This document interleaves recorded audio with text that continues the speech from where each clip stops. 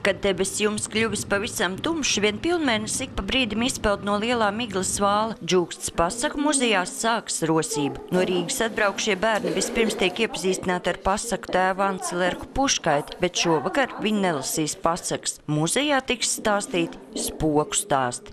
Es īsti spokiem neticu. Vai spoku stāstus paši arī esat stāstījuši?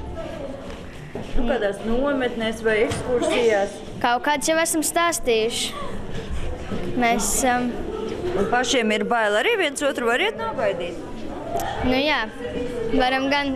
Ir tādas dažas spēles arī, kur baida citus. Katrā ēkā ar senu vēsturi esot savs spoks, bet Džūkstē šovakar no pasaku grāmatām izkāpuši pat vairāki. Jā, mēs esam muzejamītnieki, sadzirdējām, ka padomā, ka mums konkurenti gadījušies ir. Spoki. Viens tik bija, tagad vesels bars esot. Atnācu ciemos, es sajūtu, ka te ir labs cienasts būs, un tāpēc esmu klāt.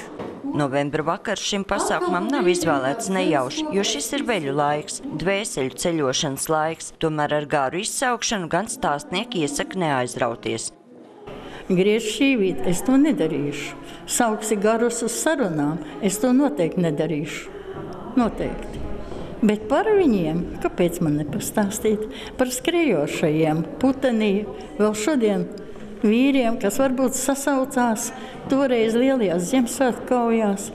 Spoku stāstu vakars pasaku muzejā notika pirmo reizi, bet pavisam iespējams, ka arī nākamgad veļu laikā stāstnieki klātesošiem pavēstīs vēl kādus senus atgadījumus, kas laika gaitā ceļojot no mutes mutē, kļuvuši krietni košāki un krāsaināki.